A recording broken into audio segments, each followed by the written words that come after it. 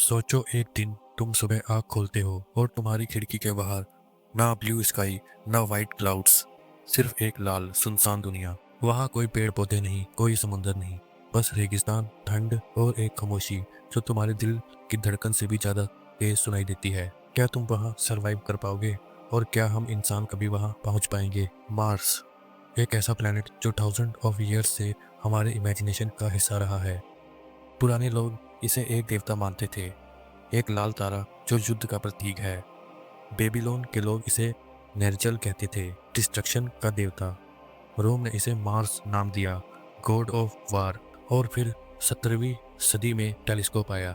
Galileo, Huygens और बाकी scientist ने मार्स के पोल पर बर्फ देखी, उसकी सरफेस पर कैनियन और माउंटेन्स देखे, और इंसान के दिल में एक सवाल हमेशा के लिए बैठ गया, वहाँ लाइफ हो सकती है? 1960 का स्पेस रेस, यूएसएसआर और यूएसए का मुकाबला।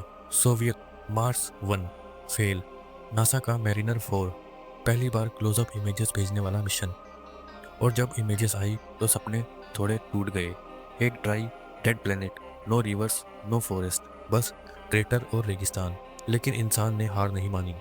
वाइकिंग 1 और 2 ने 1976 में मार्स पर लैंड किया, पहला सक्सेसफुल लैंडिंग। फिर आए rovers, Sojourner, Spirit, Opportunity, Curiosity, Perseverance, जो आज भी मार्स की सरफेस पर चल रहे हैं। मशीन पहुंच गई, पर ह्यूमंस अभी नहीं। मार्स तक का सफर एवरेज 225 मिलियन किलोमीटर का है। एक स्पेसक्राफ्ट को वहां पहुंचने में 6 से 9 महीने लगते हैं। और जब तुम स्पेस के वैक्यूम में हो, तुम्हारे आसपास कोई साउंड नहीं, बस तुम्हारी सांसों की आवाज और केबिन का हल्का वाइब्रेशन। सोचो, तुम खिड़की से बाहर देखते हो, एक तरफ दूर होता अर्थ, एक ब्लू डॉट, और सामने बढ़ता मार्स, एक लाल डॉट। हर पासिंग डे तुम और मार्स एक दूसरे के करीब आते हो, लेकिन साथ ही तुम अपने प्लेनेट से और दूर चले जाते हो। मार्स पर जिंदा रहने के चैलेंज। रेडिएशन, मार्स के पास अर्थ जैसा मैग्नेटिक शील्ड नहीं, तुम कांस्टेंट कॉस्मिक रेडिएशन के एक्सपोजर में हो। लॉन्ग टर्म कैंसर का risk high. Thin atmosphere, 95% carbon dioxide, 0.13% oxygen, सांस लेना इम्पॉसिबल। लो ग्रेविटी, सिर्फ 38% ऑफ अर्थ, मसल्स और बोन्स धीरे धीरे कमजोर होंगे। Freezing cold, average temperature -60 degree, poles पर -125 डिग्री सेंटीग्रेड तक। डस्ट स्टोर्म, मंथ तक चलने वाले स्टोर्म जो पूरे प्लेनेट को कवर देते हैं।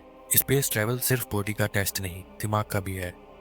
मार्स मिशन का मतलब 2 से 3 साल तक अर्थ से कट ऑफ होना, कोई जल्दी रिटर्न नहीं। हर 26 महीने में एक बार ही लॉन्च विंडो ओपन होती है।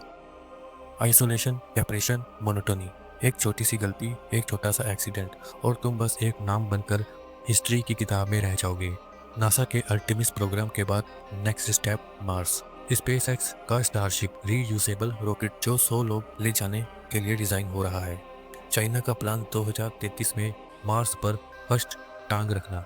और ईएसए का विजन एक परमानेंट मार्स हैबिटेट बनाना। पहले मिशन शायद वन वे होंगे, एस्ट्रोनॉट वापस नहीं आएंगे, बल्कि वहाँ बेस बनाएंगे। पानी को आइस से निकालना होगा, ऑक्सीजन बनानी होगी, और फूड ग्रो करना होगा हाइड्रोपोनिक्स सिस्टम से। हो सकता है फंडिंग खत्म हो जाए, हो सकता है एक एक्सीडेंट पूरे प्रोग्राम को डिकेड पीछे कर दे, हो सकता है पॉलिटिक्स और वार सब प्लान डिस्ट्रॉय कर दे। लेकिन हिस्ट्री कहती है इंसान रुकता नहीं। एवरेस्ट चढ़ा, चांद पर गए, समुद्र के तल तक पहुंचे, और एक दिन मार्स पर भी उतरेंगे। मार्स सिर्फ एक प्लेनेट नहीं, यह एक चैलेंज है, एक रिमाइंडर है कि हम सिर्फ इस ब्लू डॉट तक सीमित नहीं। एक दिन हम मार्स को अपना दूसरा घर कहेंगे, और जब वो दिन आएगा हम एक बार फिर प्रूव करेंगे हमने असंभव को संभव बना दिया। तो क्या तुम रेडी हो उस दिन का विटनेस बनने के लिए?